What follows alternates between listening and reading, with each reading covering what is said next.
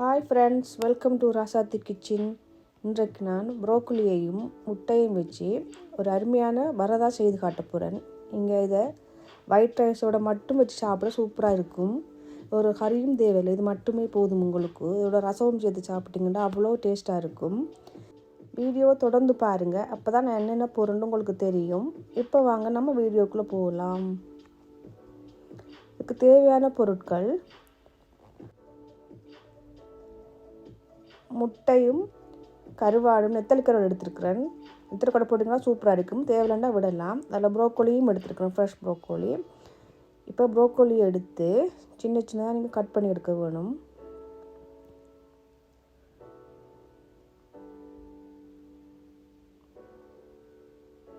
பாருங்கள், இப்படி சின்ன சின்னதாக இப்படி எடுத்துட்டு தண்டு சேர்த்து எடுங்க, அப்போ நல்லா இருக்கும்.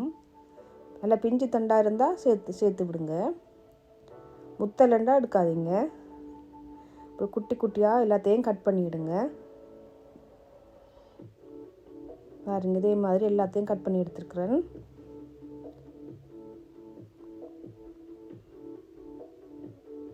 அடுத்து ஒரு பாத்திரத்தில் போட்டுட்டு நல்லா ஹாட் வாட்டரை கொதிக்க வச்சு எடுங்க.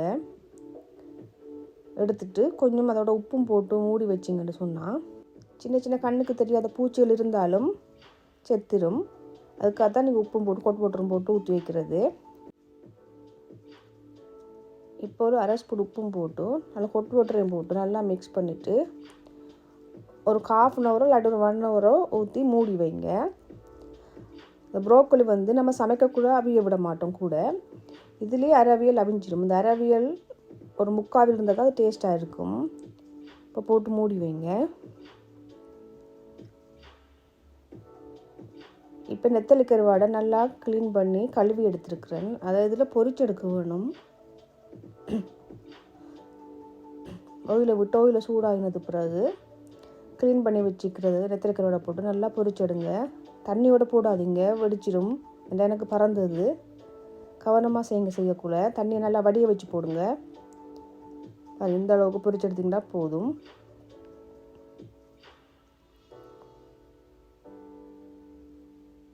உங்களுக்கு தேவையில்லைன்னா நீங்கள் விடலாம். நெத்தலி கருவாடு விருப்பம் இல்லாதாக்கள் மாசும் போட்டு செய்யலாம்.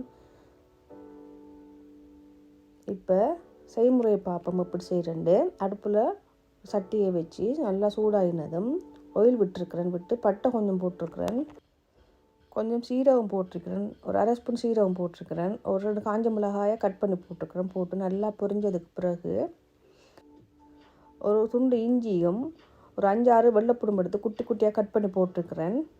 போட்டு நல்லா பொரிய விடுங்க. நல்லா பொரிஞ்சால் தான் சாப்பிடக்குள்ள நல்லா இருக்கும். ஏன் போடுறோன்னா செமிக்கிறதுக்கு நல்லம். இப்போ நல்லா பொரிஞ்சிட்டு பாருங்கள். இப்போ நல்லா வெங்காயத்தை நீள பாக்கில் மெல்லிசாக கட் பண்ணியிருக்கிறேன். அதையும் போட்டு கசக்கி போடுங்க, அப்போ தான் குயிக்காக வதங்கும். நல்லா போட்டு மிக்ஸ் பண்ணி விடுங்க. பாருங்கள், இந்த அளவுக்கு வதங்கினா போதும். இப்போ கொஞ்சம் மஞ்சள் போட்டிருக்கிறேன், ஒரு 1/4 ஸ்பூன் மஞ்சள் போடுங்க. போட்டுட்டு நல்லா மிக்ஸ் பண்ணி விடுங்க. இப்போ வெட்டுத்தூள் போட்டிருக்கிறேன், ஒரு 3/4 ஸ்பூன் போட்டிருக்கிறேன் வெட்டுத்தூள். அதையும் போட்டு நல்லா கிண்டி விடுங்க. உங்களுக்கு எந்த அளவுக்கு குறைப்பு வேணுமோ அந்த அளவுக்கு போட்டுக்கொள்ளுங்க. இப்போ ஒரு 3/4 ஸ்பூன் மிளகாய் தூள் போட்டுக்கிறேன், சில்லி பவுடர் போட்டு நல்லா மிக்ஸ் பண்ணி விடுங்க. பச்சை வாசம் போகும் வரைக்கும் கிண்டி விடுங்க. இப்போ நல்லா எல்லாம் பச்சை வாசனம் போய் நல்லா எல்லாம் பொரிஞ்சு விட்டுட்டு இப்போ சுடுதண்ணியில் போட்ட ப்ரோக்கோலியையும் போட்டு நல்லா மிக்ஸ் பண்ணி விடுங்க.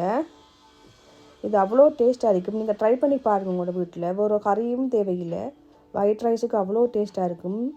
ரசமும் வச்சுதையும் சாப்பிட்டீங்களா அவ்வளோ டேஸ்ட்டாக இருக்கும்.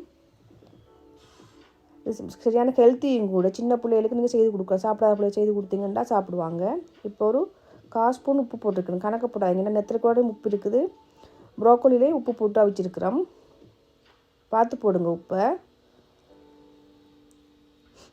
இது சரியான ஹெல்த்தி கூட. பெரிய ஆக்சினாக்க அனைவரும் சாப்பிடலாம். ப்ரோக்கோலி சாப்பிடாத இப்படி செய்து சாப்பிட்டு பாருங்கள். இப்போ ஒரு 2-3 நிமிஷம் அவிய விடுங்க மூடி போட்டு. இது கணக்கு அவியக்கூடாது, ஒரு 3/4 பருவம் அவிஞ்சால் போதும். கடிக்கக்குள்ளே கருக்குன்னு இருக்கணும், அப்போ தான் நல்லா இருக்கும். இப்போ நல்லா மிக்ஸ் பண்ணி விடுங்க.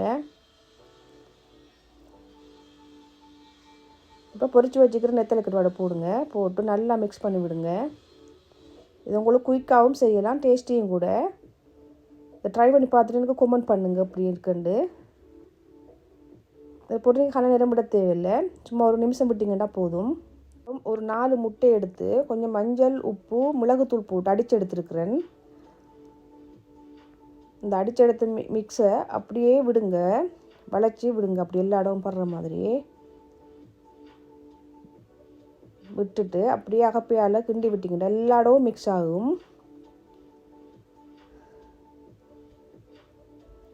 மெதுவாக கிண்டி கிண்டி விடுங்க. இந்த முட்டையை விட்டு 1 நிமிஷமோ 2 நிமிஷமோ நல்லா சேர்ந்தது பிறகு கொஞ்சம் மிளகுத்தூள் போட்டு இறக்குனீங்கண்டா உங்களுக்கு காலிஃப்ளவர் வர ரெடி.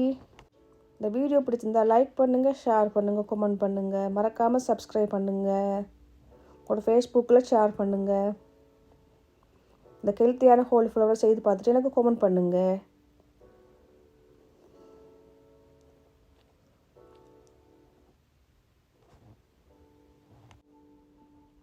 இப்போ ஒரு 1/2 ஸ்பூன் மிளகுத்தூள் போட்டிருக்கிறேன். போட்டுட்டு அப்படியே கிண்டிட்டு அடுப்பு ஆஃப் பண்ணி விட்டிங்கன்னா உங்களுக்கு காலிஃப்ளவர் ரெடி ஆயிடும். சாப்பிட்டு பார்த்துட்டு அப்படிங்கன்னு சொல்லுங்கள். நன்றி, வணக்கம். அடுத்த வீடியோவில் சந்திப்போம்.